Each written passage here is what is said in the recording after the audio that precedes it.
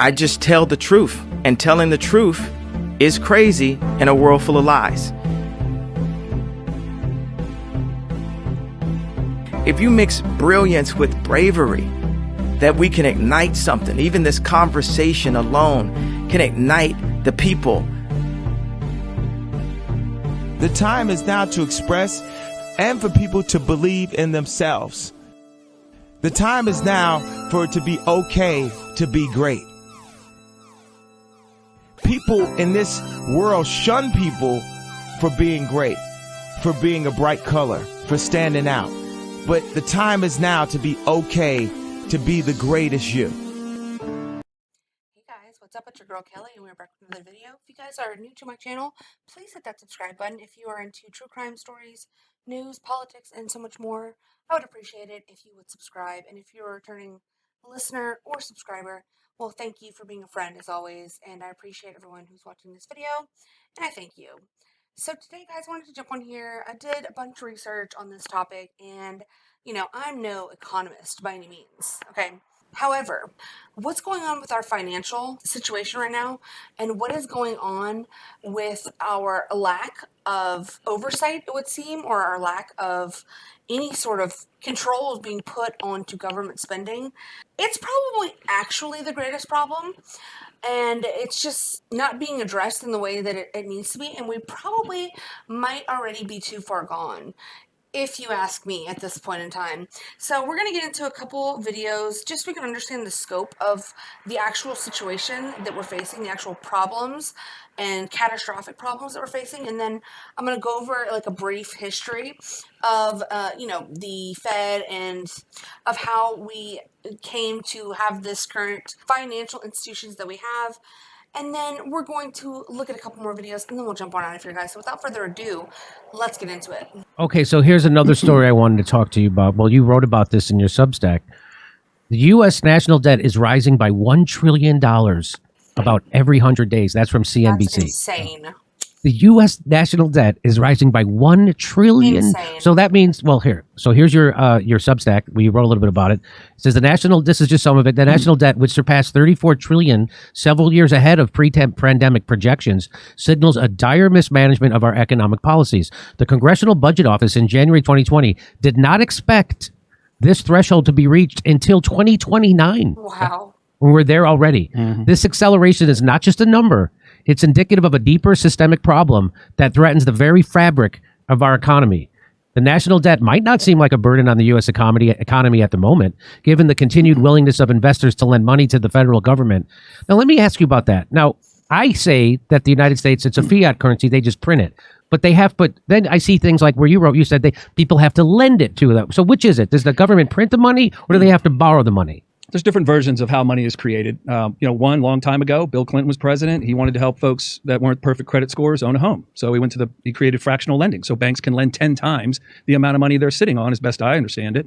So if a bank's sitting on $1 billion, it can loan $10 billion for home and auto loans, right? So that's creating money out of thin air. They don't have $10 billion, they have $1 billion. They can loan 10 times the amount of money they're sitting on.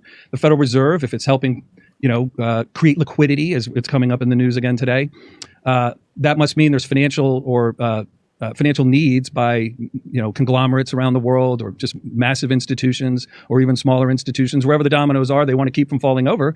They're going to create funding for those entities without congressional approval. When the Congress wants to spend money on its bills, it has to pass a law that allows the debt ceiling to be right. It's just so ludicrous. Let's pass a law, raise the debt ceiling again. It's obnoxious because they never respect it. They never say, nope, we're not going to do it. We're going to just have to deal with the tough stuff of things going unpaid for. We're all going to get together and solve this. We're going to have to discuss. And so I just want to stop them right there, because I just want to point out that every time they come and have this a struggle session in Congress, where it's really just a theater puppet show, where each side, struggles with each other. Like the Republicans are going to pretend like they're going to hold the line. We're not going to raise the debt ceiling again. The Democrats go on to all of the mainstream media news outlets and cry foul about how, Republicans want old people and poor people to starve. Meanwhile, that's just, the government in general wants that for everyone. But it's all bullshit farce, okay? It's all made up, because At the end of the day, what they do is they end up coming to some sort of agreement, usually at about 3 o'clock in the morning or 4 in the morning, where everyone's asleep, and they end up raising the debt ceiling, which does nothing for nobody. Okay, nobody's looking out for our interest. Nobody in Congress, and it's just it's laughable at this point. Because, like, maybe things do just need to go unpaid. Maybe our politicians all need to be unpaid. You know, let's have a year's worth of their salaries taken away from them. I think they're living comfortably enough. And if they don't want to do the job for free for 1 year, then what are you doing in Congress? I don't know. That's just one idea that just popped in my head just now. But I'm just saying that, like, all of this Democrat spending, okay, and Republicans are guilty of this too, but for the most part, it is Democrats who are guilty of this bleeding heart idea that the government needs to have all these different programs, as he was just discussing. Bill Clinton thinking that it's the government's job to make it easier for people to own homes, therefore creating this policy in which the banks are able to lend up to 10 times whatever it is their financial holdings actually are. It's ludicrous. It's absolute madness. It makes no sense whatsoever. It's just because some Democrat wanted to gain some votes with people. So he wanted to write a policy to make it easier for people to buy homes for people that shouldn't really be buying homes. How about fix the economy? How about fix the outlook of Americans by actually improving things in their lives so that way they can make money, so that way they can buy a home eventually. It used to be attainable at one point in this country, not anymore. And what are we all going to do now? I mean, it's just, it's madness. Yes, and instead they just raise the debt ceiling, print more money. The Federal Reserve creates the money for them. And the Federal Reserve is a private institution. Yes, it is. So I always thought that the Federal Reserve was part of the United States government. It's not. It's private. Just like Federal Express is not part of the mail system. Yeah. They use that That's right. word. And so the Federal, exactly. That's it's funny. It's so good. So the Federal Reserve is allowed by law to be the ones to print money, and then they lend it to the United States government. That's how this is working. What? You know, lending is a cute term. Oh, okay. But they're providing it. So let's say if we were the ones, the government, the people in government, all, you know, the elected officials, owed us this $34 trillion. What if we said, pay us or go? Right? So if you quit paying your mortgage, what does the bank say? Pay us or go. They're going to Right? So there's no, this is where the checks and balances ends. There is no checks and balances on this being debt. Debt is repaid. Right. 34 trillion is never getting repaid, folks. Never. Right. And $1 trillion every 100 days is more of a sign. And, you know, we can be angry about how it's all gone, but now it's so dire. We need to start looking at how do we defend ourselves against what might be coming. And history seems to show examples of this reserve currency rising and falling into failure. The $1 trillion every 100 days is a sign that things are progressing much worse than any of the brightest minds in Washington or Wall Street were able to project. The needs growing faster than their understanding of how bad the needs are. And them basically inventing 100. That's cute of him to say that there's bright minds in Washington, because that's a fucking absolute joke. $1 trillion every 100 days.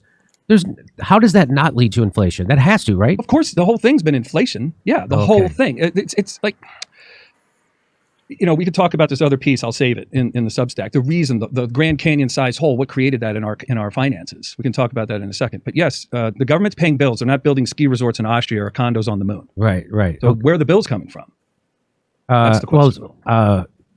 A lot of it's coming from the military-industrial complex. I know that. Oh, yeah. Yes. So this lending facilitates ongoing government spending on various programs without the need to raise taxes. Yeah. So that's that whole thing of. So I had this woman on our show, Stephanie Kelton, and she wrote a book about why now I'm blanking on the term that she uses about modern monetary policy theory. That's MMT. it. MMT. That's it. And she explained that, you know, when they pass a law to go pay for something, let's say, hey, we want to send $150 billion to Ukraine. They don't go raise taxes to pay for that.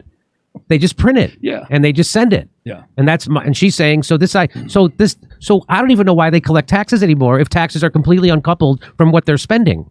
Right. And so that's what this says. The lending facilitates government spending on programs without raising taxes to pay for it. Yeah.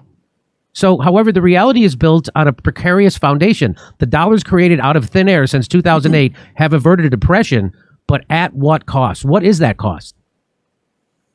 My favorite beef sticks are from Paleo Valley. They are 100% grass-fed, grass-finished. The destruction of the currency. You know? So sometimes how I explain to my retirees, it's like you have financial oxygen on your back, like a tank of financial oxygen you sip off of, and it allows you to go wherever you want. You bring that with you, right? You go on a cruise ship, you go visit the kids, fishing in Alaska, pay your bills. And so what if that oxygen tank were to run out of air? What are you doing next? You're a greeter at Walmart? Not to be, just to say that most people don't want to be standing when they're older all day long, or working at all, right? They did that work. They saved that money. Others seem to be willing to put that saved money at risk. So the ultimate threat is that the currency is destroyed. And so therefore the values within that currency, it would make sense to me, would disappear with it. And the one calculation I can give to just help people visualize what that might be is that, if the dollar's worth 100 cents and a home's worth 20 grand, and today a home's worth 440 grand and the dollar's worth 3 cents, where was the change agent? We just destroyed the dollar, flooded the world with money. It ended up in real estate. And now that same $20,000 house is $440,000 today. Because we didn't, there's not a billion people that live here now. We only have 40% more people here than when we cut free of the gold standard. So it's the exact same wood, brick, and mortar. But now it's just worth it. So that means you're saying that a big part of that is the devaluation of the dollar. Yeah, destruction of it. Destruction of its buying power. There's two measurements on it. There's how strong is the currency against the euro or the yen or the pound. And then there's the buying power of a currency. The buying power, the dollar again has no value unless it's backed by something of value. Back it by oil. The petrodollar was an attempt to do that, and it allowed a lot more flexibility for the government to wield bigger financial armament against the world, control the world, grow the military, just take over. The Monroe Doctrine on absolute steroids. But living within the gold standard, then you're living within your means, and you have to live right size, and you have to be honest about things. You have to confront issues as a team. And I wanted to point out, I think the last time we heard about taxes was when Bush was running for re-election, and earlier he had said no new taxes. Read my lips. Wow, George Bush the first, you mean? Yeah. Didn't the whole world understand, certainly the part that supports political action, don't ever raise taxes. Just print the money. Yes. Just print the money. Yes. And raising taxes is political death. Yeah. But you're right. Maybe it's $2.5–3 trillion a year they get in taxes, and they're spending, like Biden's budget was around $6 trillion. So they're obviously printing a lot more money than they take in. Why can't they just come and say, here's the problems, let's get together and solve it, America? There's a lot of bright minds outside of Washington that are solving problems every day. Everyone in this room solves some problems today successfully, right? Right. Why can't Washington do that? That's not their track record. So they're just going to keep doing this because they don't have any other ideas, right? So this is just going to keep going on, and it's going to keep devaluing the dollar. And you're saying that we're at the end of that cycle, right? So the dollar was worth at least 50 cents in 2000. Is that what you said? 56 cents, yeah. And now it's worth, according to your calculations, somewhere around 4 cents. 3 to 4 cents, yeah. Oh my. And so we can't, at some point this stops working. Yeah. So modern monetary theory, from my understanding, and there's a good little write-up about it on Wikipedia, it kind of explains that the idea is the government, that money's a commodity, and the government creates that commodity, and it can create as much of that commodity as it wants to. Well, technically, yes, I guess. Yeah. But there's a consequence to doing so. Yeah, scientifically, I could eat half of a Snickers bar today, the other half tomorrow, and the other half the next day, and on and on. And I would, until the atomic level, I'm still eating a Snickers bar. But it doesn't satisfy my hunger. Right. Okay. So it's valueless, but it still exists. So, evidenced by the fact that printing money to pay bills causes things to become more expensive, causes people in America working here need to be paid a higher wage to be able to afford working. And then those jobs go overseas for cheaper labor, and we just keep digging this hole bigger and bigger and bigger for ourselves. But, well, not really for ourselves. The government's doing it to us, and it just guts the soul of the country. Like if a currency was the steel in your financial system, the metal, the girders that everything hangs off of, this stuff behind the drywall you can't see. So if the steel in your financial system is the currency, and you build this incredible shining city on a hill, as Reagan once called it, today the steel in that financial system, in the girders, is 97% weaker than when it was built. That's what makes sense to me. Yeah. And I'd love to hear from folks that think otherwise or could prove that I'm incorrect in my assumptions. I'm always willing to learn. I am not the oracle of everything. I've certainly just read a ton about it because I want to be right. I want to be able to say things that matter to folks and help them along their way. Okay. So, and you know what's weird is that this never comes up like at a press conference with a politician. This never comes up. There's never, like, hey, what are they doing about that $1 trillion they just printed in the last 100 days? And what are you going to do about the next trillion in the next 100 days? Then if this never gets talked about, doesn't get talked about. I mean, I don't watch CNBC, but certainly doesn't get talked about on any other news show. No. To give credibility to the size of this number, right? I talked to a great guy earlier today. He was spreading fertilizer on his farm in Kansas. Said his dad's 93. I said, you're lucky to still have him around. His dad has lived 3 billion seconds. Oh, right. 1 billion seconds is 31 years. Right. So if everything we pretty much do on Earth is human scale, right? Planes don't hold 1,000 people, doorways aren't 10 feet tall, couches aren't 20 feet long, everything's kind of a human scale. 1 trillion seconds is 31,000 years. Now, we've been doing finances with precious metals and barter and exchange for what, 5,000 years? So they're creating 31,000 years of debt every 100 days. Wow. 34 trillion is a little over 1 million years of money. And that might sound like a preschooler's way to look at finances, but how else do we internalize how horrific it is to create $1 trillion in debt in 100 days? So the metrics I've heard is that 1 million seconds is like 7 days or something like that, or 11 days. And then 1 billion seconds is 31 years. Right. And so $1 trillion is how long? 31,000 years. And another way to look at it is a $100 bill stacked one on top of the other. It's 690-mile high stack of money. So if I laid that stack of $1 trillion worth of $100 bills out on the highway near you and you got in your car and you're driving at 70 miles an hour, you would need to drive for 10 hours to pass $1 trillion in $100 bills, stacked bill on top of bill laid alongside the highway. 700 miles long. And they're doing that every 100 days. Yeah. Insane. I mean, insanity. I mean, where do we even go from here? If everything that he's saying is true, and it sure as hell rings true to me. I don't know. What do you guys think about it? I'd love to know your guys' thoughts too, because, you know, we're all on this sinking ship together. But if what he says is true, it's scary, and people need to be investing in other things, guys. Like, I'm just saying, like, you know, gold, silver, guns, ammunition, non-perishable foods. Yeah, all of it. I mean, I would just make sure you're prepared for what could possibly be to come. So I want to play this next video before I kind of break down a little bit of the history, and thought this was interesting about the fall of empires and how that tends to go. Historically, all the signs of the demise of empire are beginning to develop. Some are more trenchant than others. This current financial and economic crisis, that sort of thing always accompanies the demise of empire. The people of Rome were constantly being distracted by the gladiatorial events, and the politicians knew that they did this. Whenever there was unrest among the people, they had a huge event going on, and they created a new event with lots and lots of gladiators, and every day we're doing that. That is a common trait of declining empires. And so today in the United States, for example, you find a tremendous emphasis on all kinds of television programs that distract people from what's really going on. Sports is a big part of that, as it was in gladiator times. In essence, we've been lulled into a lethargy, and we've accepted it. And this part is so important. This is like what I harp on all the time, is the people in this country that make me the sickest to a large degree are the ones who, when you try to talk to them about these issues, when you try, and like granted, my sister is one of these people, okay? They have no desire to hear about what's going on in the world currently. They want to stay in their own bubble. They don't want to hear about anything that's hard or political or divisive or anything like that. They just, I don't want to talk about it. I don't want to talk about that. It's uncomfortable.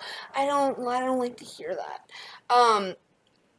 Those people make me sick, honestly, because they are what is wrong, honestly, with our situation. I mean, they're not the only thing that's what's wrong with it, but they're contributing to the problems. And the people in power who want to keep the power, who want to grab more power, who want to grab more wealth, who want to steal more from the American public, rely on those people who want to sit in their complacency and want to be lulled into stupidity and comfortability. And those are the people that I fear will be the ones who are the most frantic and panicked whenever things do finally hit the fan, okay? And I'm not going to really want to hear it from any of them. So the time to, like, be comfortable and to be, uninterested in the problems that are facing our country, those days are long gone. People need to get with the program and start, getting behind the idea of holding people accountable. Because the more people who are on that side, the better off we all will be, and the better off our situation will be, and maybe we'll be able to get it back quickly enough in order to possibly save the country. I don't know, but I'm just saying, if we have more people that are willing to hold politicians and people in power accountable, then maybe we can actually hold them accountable. Just as our sports stars today earn vast sums, so did Roman charioteers. In the 2nd century, one by the name of Gaius Apuleius Diocles amassed a fortune of 35 million sesterces in prize money, equivalent to several $1 billion today. Strangely perhaps, there's another profession that is disproportionately hallowed as an empire declines. The Romans, the Ottomans and the Spanish all made celebrities of their chefs. And this again is typifying the end of an empire, where things were so great we have this last oomph of momentum that we used to be great, and we felt great, and we don't feel it anymore. So everyone is out searching for it. Well, maybe it's in the best food, or the best clothes, or the best music, or the best movies, or a reality TV show, or another magazine. But you can never get enough of what you don't need. What you need is a strong moral conviction that is pervasive throughout the society, and integrity reigns. There's a vast apathy. There's a vast amoralism, even a political nature to it. That is to say, there are vast numbers of people who don't give a damn. And so there's this natural, I suppose, entropy. Any living organism, which an empire is, of course, over time dies. Question is, how does it die? Does it die in a violent cascade of events, or does it die over a long period of time? The baby boomer generation were born into this age of decadence. Perhaps unwittingly, they've broken the unspoken intergenerational contract. Through unfettered consumerism, spiraling house prices, and a desire for eternal youth, the baby boomers have squandered future generations' inheritance. My generation, the generation right after my generation, I think we forgot that little phrase in the preamble to our Constitution, which says, and our posterity. All of a sudden it became us, period. The baby boom generation, which I'm a part of, has gone and done the biggest misallocation of capital in the history of mankind. We have had cheap oil, or cheap energy is a better way to phrase it. We've had an abundance of ideas, and we have chosen a system and perpetuated it that is probably one of the worst ways to use the blessings that were bestowed upon us. And we are going to pay a price for that. When I really sit and ponder the U.S. national debt, the phrase sinking ship seems to fit the current situation at hand pretty comfortably. A problem often talked about but rarely fully understood, an economic emergency quite literally so massive it threatens to swallow our country whole in the worst case scenario of reckless spending without scaling back on any of the irresponsible ways in which our tax dollars are being used to fund. At this point, I would make the argument that it is in fact no longer our tax dollars being spent. The amount of money that has been printed and earmarked for special projects and foreign governments while America has crumbling infrastructure, failing education systems, a collapsed border that threatens every aspect of life is a disgrace to every single American, and you should be rightfully outraged.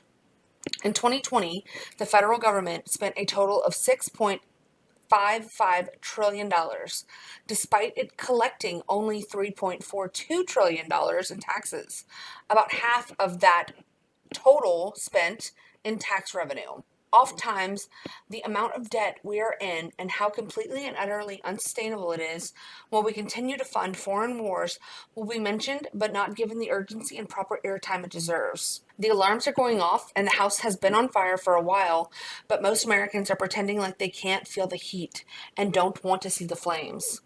This is true of many of our issues, and albeit the economy is not the sexiest of topics, but like the southern border, it is what we should be hyper-focused on and holding our politicians accountable for every single day until they do something to fix it. I am not an economist by any means, and my understanding of the entirety of the economics behind this is limited, but I do have common sense, and I can clearly see the red line in many ways has already been crossed. It may in fact be too late to salvage the American petrodollar, and with our currency backed by sheer will and good faith, whereas it was once backed by solid assets, it is only right to ask who will pay this egregious amount of debt. $34 trillion is a figure so large many of us cannot truly fathom it. It is more than 130% of the size of the U.S. economy. That is 14 integers. 3-4 followed by 12 zeros. For comparison, 1 million is 7 integers, a number 1 followed by 6 zeros. The first dagger to the heart of the American Treasury came from FDR. The United States remained on the gold standard until 1933, when President Franklin D. Roosevelt suspended it to combat the deflation of the Great Depression. The nation continued to exchange gold internationally at a fixed price until 1971, when President Richard Nixon ended the practice. On March 19, 1968, President Johnson signed a bill eliminating the gold cover. i.e. the reserve backing by gold, for Federal Reserve notes. Prior to the removal of the gold cover, each Federal Reserve Bank had been required to hold a gold certificate reserve of not less than 25% against its Federal Reserve note liability. The gold certificates represented gold actually held by the United States Treasury.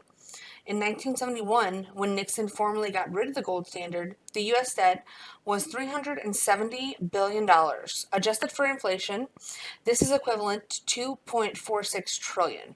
Okay, so in 1970, the U.S. debt was $2.64 trillion in current U.S. equivalency. The debt to GDP ratio is 35%. And again, now it is currently $34 trillion. So our country was established in 1776, and in the span of, 200 years, we acquired $2.46 trillion in debt. And after 1971, when they did away completely with the gold standard, we currently sit at $34 trillion. And it is raising, per the gentleman on the Jimmy Dore show estimate, at $1 trillion every 100 days. It is insanity. It has been 50 years since 1970s. Politicians quickly realized that they no longer had to increase taxes, unpopular among the voters, in order to increase spending and less vote buying, spending on their favorite special interest groups. The government could borrow to fund ever-increasing deficits, secure in the knowledge that their servants at the Federal Reserve, freed by LBJ from the weight of any necessary gold reserve to back their Federal Reserve notes, would simply create the money out of thin air and buy the debt obligations not absorbed by the credit market, the definition of quantitative easing. Moreover, banks, as a result of substantially reduced reserve requirements courtesy of the Federal Reserve, could easily create even more money simply by making new loans. The real question to ponder is whether that liquidation will be accomplished morally, i.e. by default, with the holders of the debt losing their principal and learning a lesson that will not be forgotten, at least until the extinguishment of presently sentient lives and beings, or whether it will be accomplished through a final spasm of money printing and its associated hyperinflation. Either way, LBJ's monetary legacy of creditism will come to an end because, as Ayn Rand observed, you can avoid reality, but you cannot avoid the consequences of avoiding reality. I have a few questions for my colleagues. What if our foreign policy of the past century is deeply flawed and has not served our national security interests? What if we wake up one day and realize that the terrorist threat is a predictable consequence of our meddling in the affairs of others and has nothing to do with us being free and prosperous? What if propping up repressive regimes in the Middle East endangers both the United States and Israel? What if occupying countries like Iraq and Afghanistan and bombing Pakistan is directly related to the hatred directed toward us? What if someday it dawns on us that losing over 5,000 American military personnel in the Middle East since 9/11 is not a fair trade-off for the loss of nearly 3,000 American citizens, no matter how many Iraqi, Pakistani, and Afghan people are killed or displaced? What if we finally decide that torture, even if called enhanced interrogation technique, is self-destructive and produces no useful information, and that contracting it out to a third world nation is just as evil? What if it is finally realized that war and military spending is always destructive to the economy? What if all wartime spending is paid for through the deceitful and evil process of inflating and borrowing? What if we finally see that wartime conditions always undermine personal liberty? What if conservatives who preach small government wake up and realize that our interventionist foreign policy provides the greatest incentive to expand the government? What if conservatives understood once again that their only logical position is to reject military intervention and managing an empire throughout the world? What if the American people woke up and understood that the official reasons for going to war are almost always based on lies and promoted by war propaganda in order to serve special interests? What if we as a nation came to realize that the quest for empire eventually destroys all great nations? What if Obama has no intention of leaving Iraq? What if a military draft is being planned for the wars that will spread if our foreign policy is not changed? What if the American people learn the truth, that our foreign policy has nothing to do with national security, that it never changes from one administration to the next? What if war and preparation for war is a racket serving the special interests? What if President Obama is completely wrong about Afghanistan and turns out worse than Iraq and Vietnam put together? What if Christianity actually teaches peace and not prevented wars of aggression? What if diplomacy is found to be superior to bombs and bribes in protecting America? What happens if my concerns are completely unfounded? Nothing. But what happens if my concerns are justified and ignored? Nothing good. And I yield back the balance of my time. Oh my God. Ron Paul is so fucking based and so correct. I mean, what an American treasure he is. Truly. Why could we not have had him as a president? I will never understand it. And, you know, I agree with pretty much almost everything Ron Paul says, except for his gay-ass libertarian view on the border and on immigration, because he is a libertarian. Something that I actually changed my affiliation with after I voted for Obama for his first term, and then I realized what a complete and utter disaster he was as a person and as a president. I changed after that election, Obama's first term, and I became a libertarian.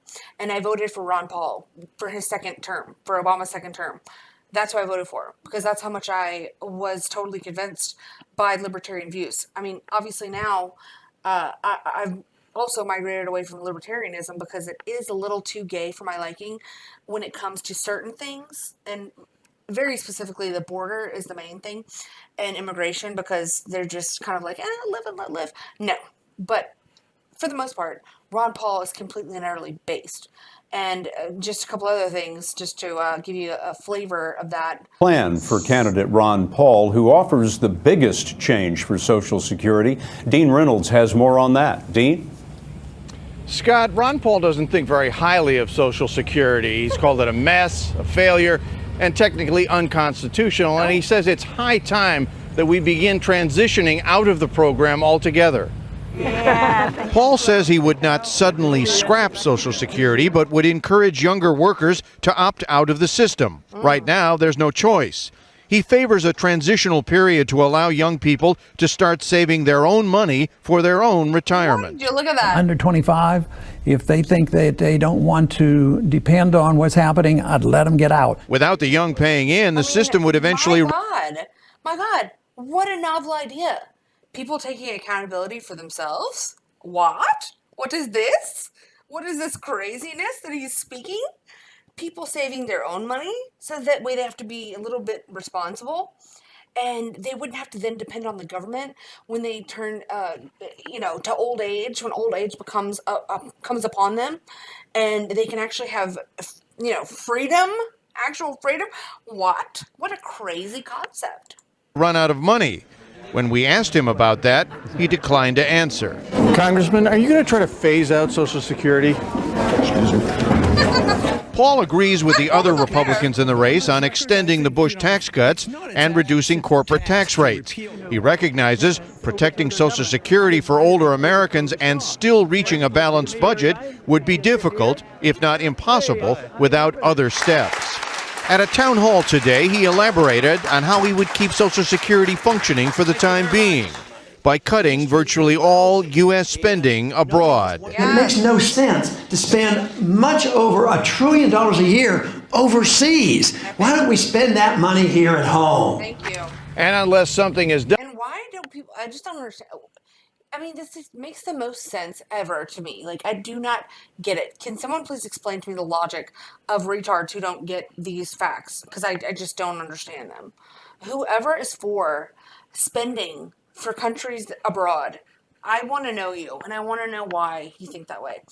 It's insane. And I think that Social Security, I agree with him. Actually, it probably is unconstitutional, and it should be phased out. And I like the idea of what he's talking about, of having people opt out of it, and then, really eventually just phasing it completely out and making people be responsible for themselves.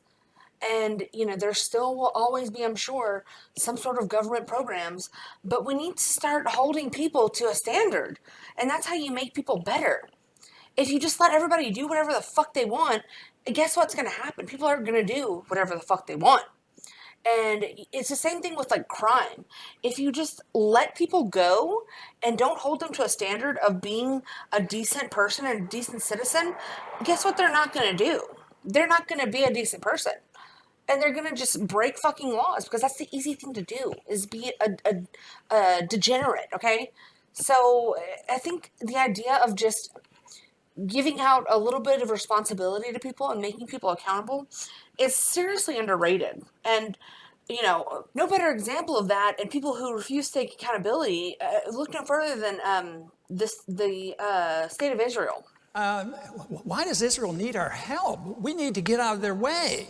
I mean, we interfere with them. We interfere with them when they deal with their borders, when they want to have peace treaties. We tell them what they can do because we buy their allegiance and they sacrifice their sovereignty to us. And then they decide they want to bomb something.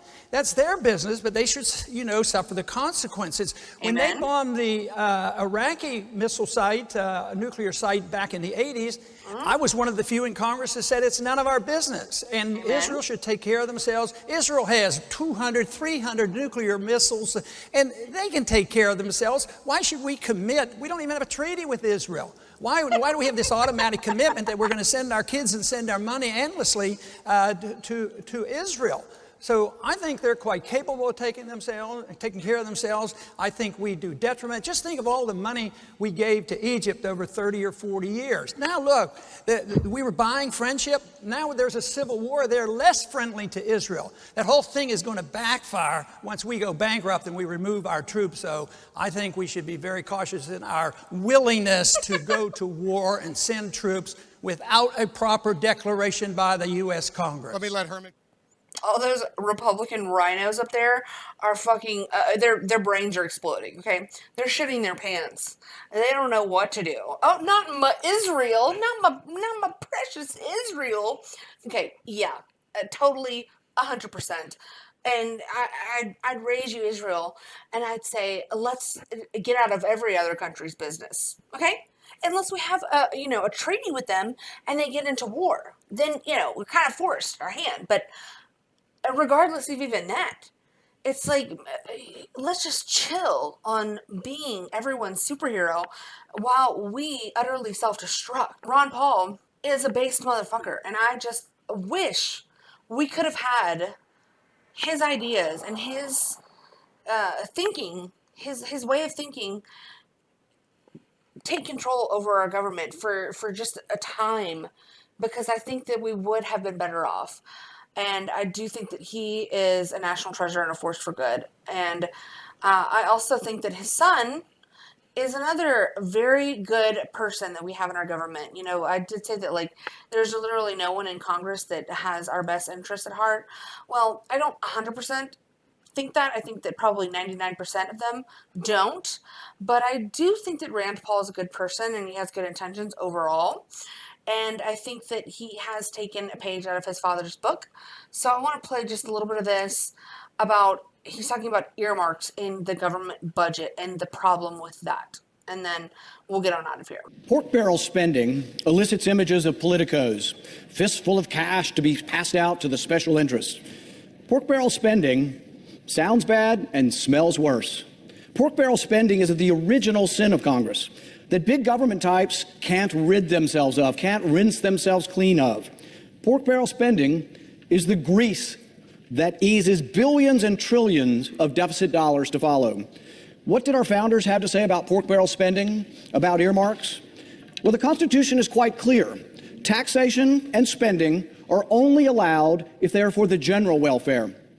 Justice Story, in our history, ruled that the General Welfare Clause was not a general grant of unlimited powers, but rather a limiting clause that meant that government taxation and spending must be for the general welfare of the people, not for parochial interest.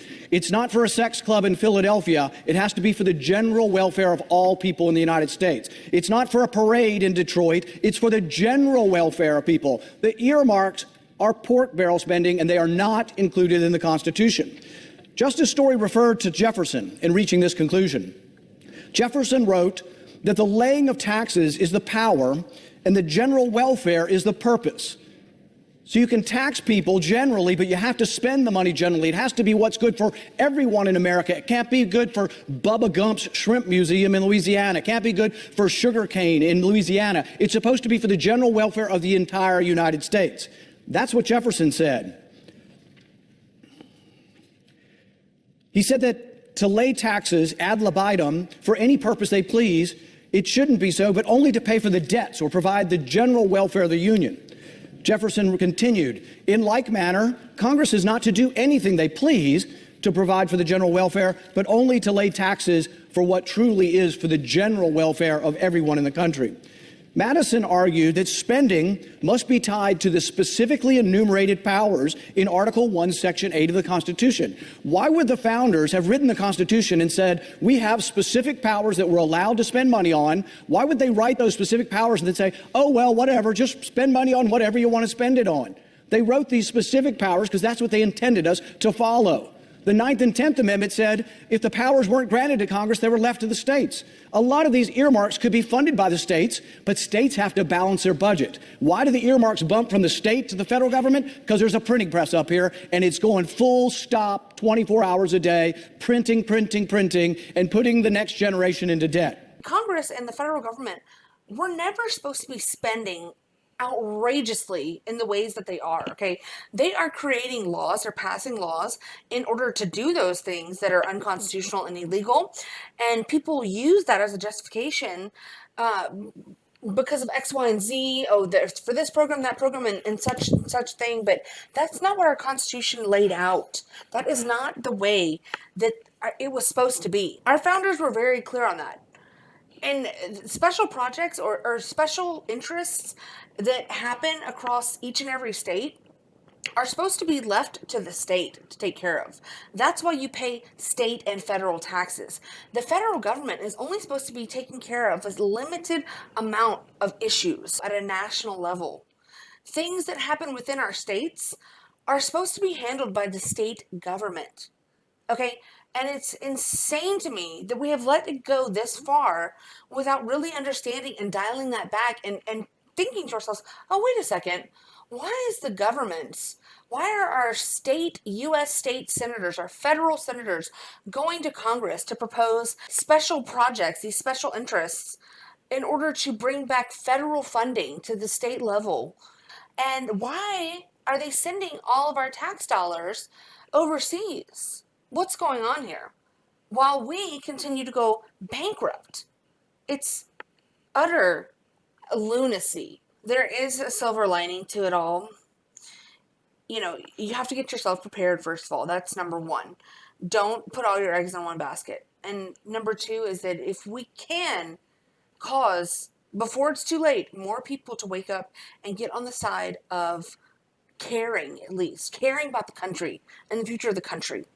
And not getting into a black pill mindset where you think it's either too late or it's, there's no hope or whatever the case may be. Or if you get into a, clown pill moment where you just don't care or you don't want to hear about it.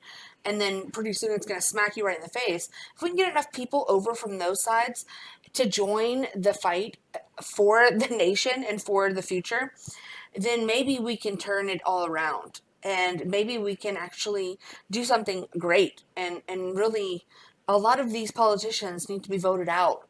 And they need to be held accountable. Personal accountability needs to be had in this country across the board. Okay? So I just think that is the way forward, is really just reevaluating everything and really taking note of what it is that's happening and how we can go about fixing it, instead of just continuing to perpetuate the same problem over and over and over again, because it's not working, and it hasn't been working for a long time. So with that, guys, I want to end with this video, and then we'll jump on out of here. How does the U.S. of today compare to the Rome of the past? Over the last generation, there's almost nothing the national government system seems capable of. You have more and more national politics becoming a matter that you could call tribal, or like sports rivalries in a really nasty way. The empire might be fading, but cities and towns tell a different story at the local level. 80% of Americans across the country and of all different ethnicities and income levels considered the community where they lived to be an excellent or quite good place to live. 70% of Americans said that they trusted the people in their own neighborhoods. It must be that America was made great by Americans. Just as the fall of central power in Rome made way for new possibilities, a weaker national government could lead to stronger local initiative.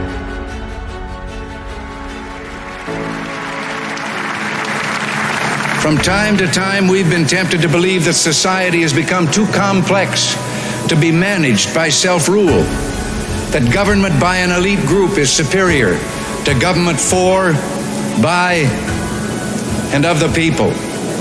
We are a nation that has a government, not the other way around. And this makes us special among the nations of the earth. Our government has no power except that granted it by the people. It is made up of men and women who raise our food, patrol our streets, man our mines and factories, teach our children, keep our homes, and heal us when we're sick. Professionals, industrialists, shopkeepers, clerks, cabbies, and truck drivers. They are, in short, we the people. Their patriotism is quiet but deep. Their values sustain our national life. As for the enemies of freedom, those who are potential adversaries, they will be reminded that peace is the highest aspiration of the American people. We will negotiate for it, sacrifice for it. We will not surrender for it now or ever. We will maintain sufficient strength to prevail if need be, knowing that if we do so, we have the best chance of never having to use that strength. Above all, we must realize that no arsenal or no weapon in the arsenals of the world is so formidable as the will and moral courage of free men and women. It is a weapon our adversaries in today's world do not have. It is a weapon that we as Americans do have. Well, I believe we, the Americans of today, are ready to act worthy of ourselves, ready to do what must be done to ensure happiness and liberty for ourselves, our children, and our children's children. We are a nation under God, and I believe God intended for us to be free. So what do you guys think about all of that? That was a very good speech from Ronald Reagan. You know, I don't often like to evoke the dead or, you know, dig them up for political purposes or to make points, but I think that in certain circumstances, it is necessary to revisit great speeches, great words, and great people from our past in order to try to save or resurrect something, stir something within the people of this country to save our future. And I think that it is important what he said. And I want to know what you guys think, though. What say you about all of this? And hopefully I didn't blackpill you too hard with this video, but instead, hopefully, we're all a little bit more awake than we were. I mean, I know I for sure learned a lot while researching this video, and I want to know if you guys enjoyed what I brought to you here today. Please let me know. Leave it in the comments. Like the video if you liked it, and subscribe to my channel if you guys want to see more like this and more other things as well. I cover a lot of different topics. This is just one that I wanted to make sure was brought to the forefront. So let me know, guys, and until next time, y'all take it easy out there. I will see y'all later. Bye. I just tell the truth, and telling the truth is crazy in a world full of lies. If you mix brilliance with bravery, that we can ignite something. Even this conversation alone can ignite the people. The time is now to express and for people to believe in themselves. The time is now for it to be okay to be great. People in this world shun people for being great, for being a bright color, for standing out. But the time is now to be okay to be the greatest you.